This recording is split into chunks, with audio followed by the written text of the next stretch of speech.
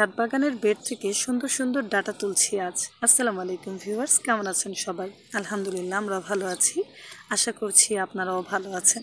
ছাদ বাগানের আরও একটি নতুন ভিডিও নিয়ে আসলাম, সবাইকে নতুন ভিডিওতে স্বাগত জানাচ্ছি।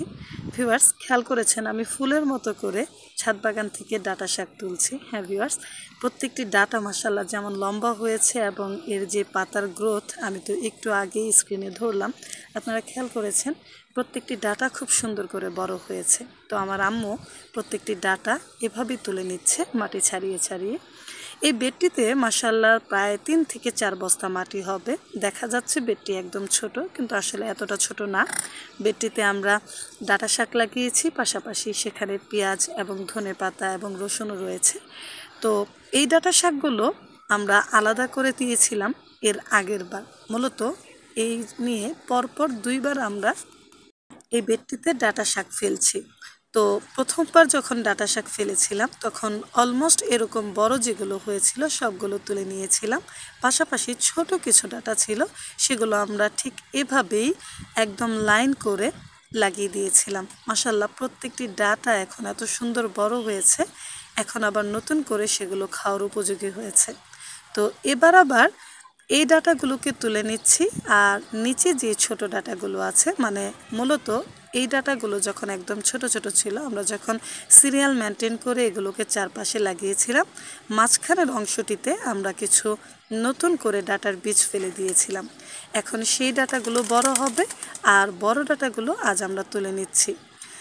ছাদ বাগান বলে কথা বন্ধুরা, এখানে আসলে মাটি যেহেতু কম, আমরা আসলে একই মাটি বারবার ব্যবহার করি, আর সেজন্য মাটির বারবার উর্বরতা নষ্ট হয়।